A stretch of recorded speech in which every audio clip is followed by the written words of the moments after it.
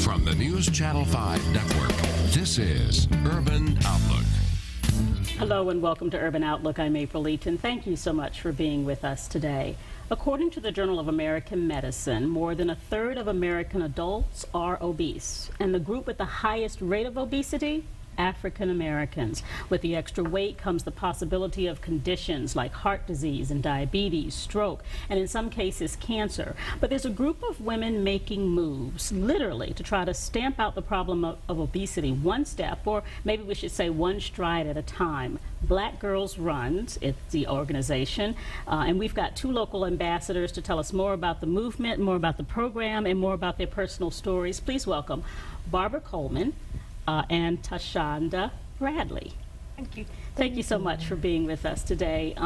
As I said, we hear the statistics often, whether it's from the disease control division down in Atlanta or whether it's from doctors themselves, but we know we've got an issue that sometimes plagues our African American communities, and that is weight.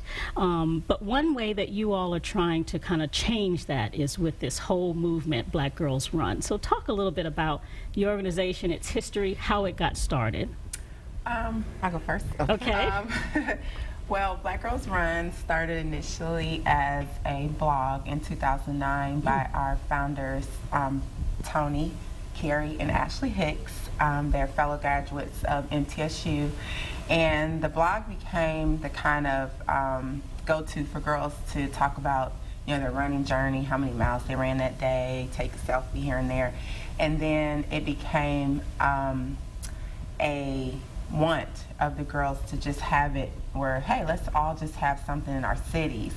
And once they suggested that to the ladies kind of looked at each other and said, well, why not? Let's just try it. And I want to say they started out with 50 cities, and now they're up to 70 cities. But they started where these groups would go out at any given time of the day, certain days of the week, and they would just meet up as a group and they would run specific miles. Well, and when I think of exercising, Tashonda, and you help me here, but running does not come top of mind. So I'm wondering if founders were originally track stars back in the day, or they had some experience with running, or that was just the sport of choice that they chose. I think it was just the sport of choice that they chose. I think they ran a little bit in the beginning, but ultimately with the Black Girls Run group, it just grew into an epidemic, and I'm sorry. That's okay. So how did you get started? Because you talk about, I know you've got your own personal story. How did you get started? I got started because I had high blood pressure. And I was 279 pounds. Wow. And no, you were not. Yes. Wow. And I started exercising, and I had to lose weight, and I've always wanted to run, but never in a million years would I have thought I'd be the one out there running. So joining Black Girls Run helped me to grow into a runner, and I am so happy about that. And I had a friend that was in Black Girls Run, and she kept calling me, telling me, come out and join the group. We won't leave you. And I was like, I'm not a runner, I don't want to leave everybody leave me behind. And it was just not in my mind that I could run. But with this group, I've been able to run. I'm doing half marathons, 5Ks. She's fast. Wow. What a beautiful story. And that was about a year and a half ago. Is that correct? A year and a half ago. Wow. And Barbara, what about you? You same kind of a story or not really? For me, I started in 2011, a little bit after our original founder, Kim Glenn, came out to Nashville and started for us. And I was just turned 40. And I was thinking I'm going to say, no, you're not. I just turned 40, and I wanted to mark something off my bucket list. Saw a few people running, and I said, well, here I am walking, but why can't I start a jog? And then eventually I just kind of Googled women running, and then women running groups, and then I Googled Black women running groups. Black Girls Run came up. Right at the top. Really weird. It came up and it was Nashville. So I was like, okay, there is something here in Nashville. So it was kind of a bucket list thing. I got out, Started doing it as a walker, then I became an intervaler, and then I became a jogger, and now I can run up to 7 miles without stopping. Wow. Let's talk about those stages, because I bet that's the fear for most, right? Yes. You can think about walking, and that doesn't sort of rattle you as much. But running, people think, whoa, can I do that? Do I have the stamina to be able to do that? But you even just sort of described some stages It's where a you started process. with the walking and then moved what? How does it work?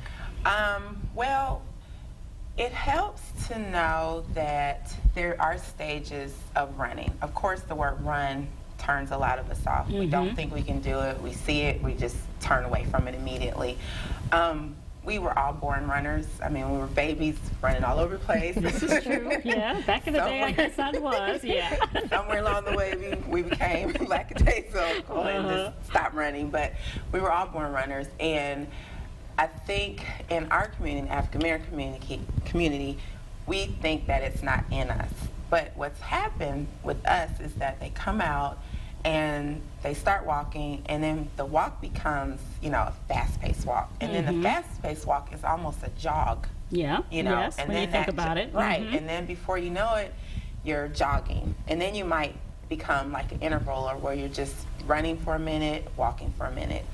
And that, I find that being an intervaler helps you a lot more in the process of becoming involvement into a runner, because the interval part gives you a chance to rest a little bit and then pick that run back up. And then before you know it, you're like, okay, I just ran, a whole mile and I didn't even stop, Right. So it's kind of a growing process. And for myself, it has been about 3 years for me before I began to grow into just the running nonstop. So, I tell anybody, don't fear because you didn't just come right out and that 1 year became a runner, that it is a growing process. Well, and I go back to what Tashonda said, is you don't want to be left behind, or worse, kind of keep the group from going as fast as they would when you think about the running. But it's great to know that you have those different levels that you can fall into. And I bet the members of the group have those various levels as well, correct? Correct.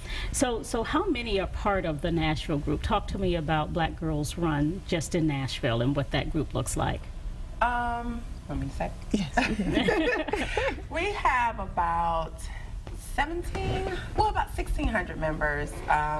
When I joined, there was about 1,200. That's a lot of people Now, okay, you have members, but then you have active members. Yes, well, and that's in every organization, right? So we have a lot of members, and they are watching the page. They're seeing everything that's out there and our runs that are posted. We have our main group that started in the Lenox Village area from day one, and then it evolved down into the Vanderbilt area because that became our big main meetup. And that is the one run we do every Monday nights. That is a pretty big run, and it's kind of the run that's kind of in the middle of the city for everybody to meet at. But that's been like our big run. And then we also have runs all around the city and other parts of Nashville too. Different size groups in each of The those groups kinds of range, activities. Yes, they can range from 3 to 50. I mean, we've had some runs that have had up to 40-something girls. Wow. Of course, we've had some events where have more than that because they've come out for a cause. But Right. they can range. I want to take a quick break, and when we come back, I also sort of want to talk about how you motivate each other, because that's the big part, I think, of this organization. It's not just making sure that you list the runs and where they are and all of that, but back to your point, Tashonda, at the very beginning, is people kind of motivate you along the way They do. and help you get to that finish line, some Yes, might say. they do. Let's take a quick break. When we come back, we'll have more.